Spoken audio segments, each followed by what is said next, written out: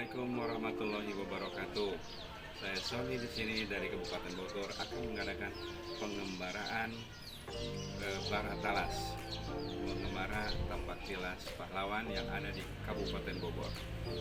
Pertama-tama kita akan memulai perjalanan ini dari checkpoint Citayam menuju ke Kincir, kemudian ke Pemda Kabupaten Bogor, kemudian ke Pondok Raja. Di sana ada Taman Pahlawan. Kita ketahui bahwa pahlawan di Bogor itu yang terkenal ada 3. Yang pertama adalah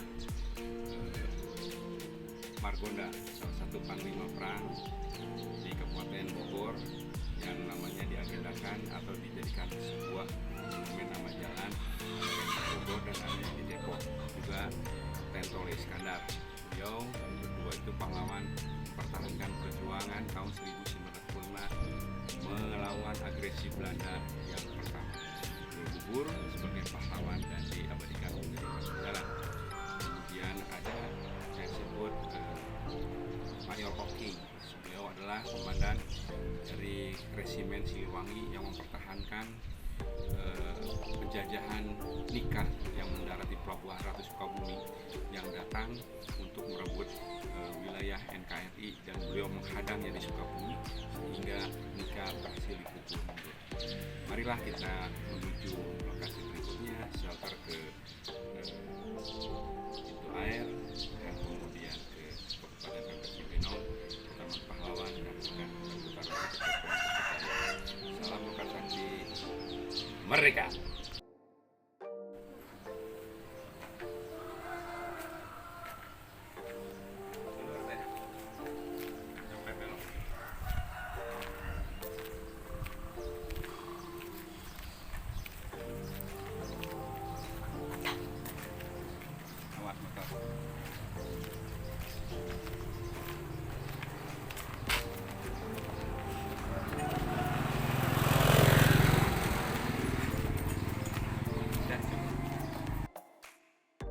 Wabarakatuh. Perkenalkan, saya Sony dari Kabupaten Bogor dan Depok sekitarnya akan mewawancari Pak Arsa yang kebetulan beliau salah satu pemerhati tokoh-tokoh pahlawan di daerah Jawa Barat. Baik, untuk lebih lanjut kita akan mendengarkan apa yang akan disampaikan oleh Pak Arsa. Monggo Pak Arsa. Terima kasih Pak Sony. Saya Arsa, kebetulan pemerhati tokoh-tokoh nasional yang ada di sekitaran Depok. Yang kita kenal Depok itu ada 2 yang agak melegenda, yang satu adalah Tole Iskandar yang di nama jalan, yang kedua yang utama Margonda. Itu menjadi jalan utama di kota Depok. Margonda itu kita akan bercerita sedikit tentang Margonda dengan apa yang saya ketahui, apa yang saya perhatikan ya. Margonda itu lahir di daerah Jawa Barat tahun 1914. Perjuangan Margonda kita kenal dengan sebutan Gedoran Depok. Jadi kota Depok itu unik. Dulu sudah ada pemerintahan tersendiri dipimpin oleh presiden, ya, Presiden Cornelis. Jadi pada saat proklamasi kemerdekaan Indonesia, kota Depok tidak mengakui. Jadi itu yang membuat semangat pahlawan anak-anak muda kota Depok, ya pada Margonda sebagai pimpinan kota muda Indonesia itu bangkit berjuang menyuarakan kemerdekaan Republik Indonesia, dan kota Depok mengakui Republik Indonesia itu sudah merdeka. Berarti ini agresi Belanda yang pertama ya Pak? Betul. 1945 pada bulan 11 Oktoberan 1945, Margonda memimpin anak muda lainnya untuk menyerang kota Depok, menarikkan di Gedoran Depok. Itu berhasil melumpuhkan pasukan kolonial Belanda. Namun itu tidak berlaku lama. Nika yang ada di belakang pemerintahan kota Depok kembali merebut benteng tentara Taman Rakyat yang berdiri untuk merebut mendirikan pos Nika kota Depok. Namun hal ini tidak mematahkan semangat anak-anak muda kota Depok. Margonda kembali memimpin untuk menyerang kota Depok tanggal 16 November 1945. Setelah Gedoran Depok yang pertama, kembali menyerang kembali kota Depok untuk merebut kembali bahwa Depok harus mengakui bahwa pemerintah Republik Indonesia yang sudah berdiri dengan resmi dalam serangan tanggal 16 November. Banyak sekali ratusan pejuang-pejuang muda Kota Depok yang gugur pada saat perang itu ya. Pada saat perang itu, di antaranya Margonda sendiri gugur pada saat penyerangan itu, tertembak oleh tentara Belanda. Saat itu beliau sedang memegang granat itu dilemparkan kepada pasukan Belanda. Jadi, ketika tertembak, granat yang di tangannya itu meledak, menghancurkan diri.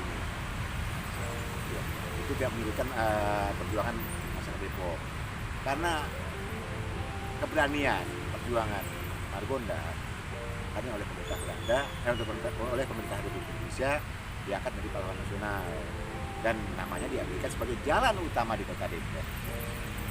Margonda sendiri dikebumikan di makam Pondok Rajek di Kota Depok.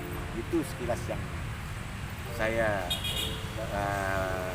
pelajari, saya perhatikan tentang sejarah Margonda dengan Kota Depok. Kenapa Margonda menjadi jalan utama, jadi ikon Kota Depok, nama jalan utama Kota Depok. Itu sudah Pak Sony. Luar biasa ya Pak Arja, berarti memang Republik Indonesia ini merdeka tidak cuma-cuma ya. Tidak cuma-cuma. Jadi mengorbankan pejuang-pejuang hebat, termasuk yang pemberani untuk membela dan menegakkan NKRI. Jadi kita punya kewajiban untuk mempertahankan itu. Betul, ya Pak Arja.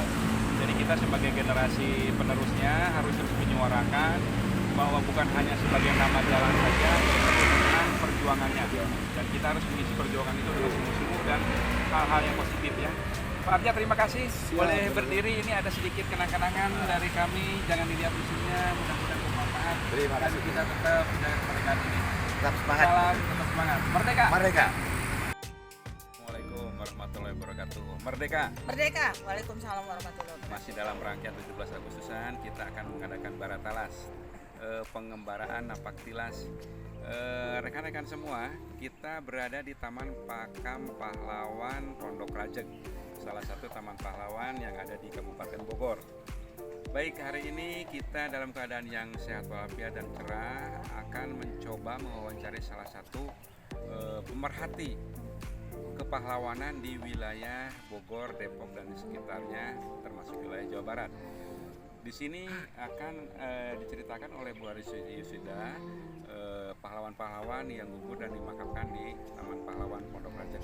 Silahkan Bu Yusida memperkenalkan diri terlebih dahulu.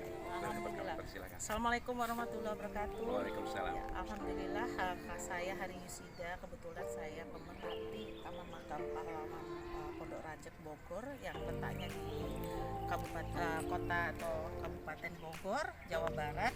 Nah, ini adalah tempat untuk menginspirasi, mengenang jasa-jasa para pahlawan yang telah berjuang dalam kemerdekaan dan kejayaan bangsa.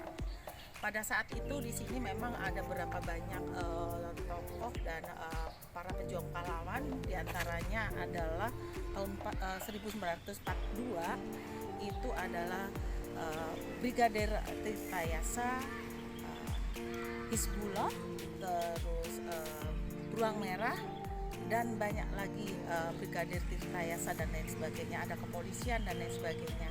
Dan tahun 47 banyak lagi dari tahun sampai tahun 1996 itu banyak pahlawan yang tanpa tanda jasa dimakamkan di sini. Ya Pak, itu saja. Ini mungkin termasuk salah satu bentuk perlawanan terhadap agresi Belanda yang kedua ya, Bu Hari. Betul sekali. Dan kita ketahui di sini terhampar makam-makam para pahlawan yang sudah dikumpulkan dari tahun 1942 sampai 1996. Jadi rekan-rekan Loka Sakti semuanya, bahwa perlu diketahui Taman Makam Pahlawan Pondok Rajek ini adalah salah satu monumental. Dalam 17 Agustus ini tepatlah kita harus merenung dan kita mendoakan semoga arwah para pahlawan kita diterima Allah Subhanahu wa taala dan ditempatkan di surga yang paling jannah, yang paling luar biasa, paling Amin amin ya rabbal alamin ya Allah. Semoga kita juga mendapatkan gelar pahlawan seperti Merdeka dengan mengisi masa perjuangan yang sudah dilewati oleh mereka dengan hal-hal yang positif mendidik generasi muda supaya menjadi generasi-generasi yang mempunyai nilai kepahlawanan mempertahankan negara Republik Indonesia dengan menjadi warga negara yang baik. Amin. Sekian dan terima kasih.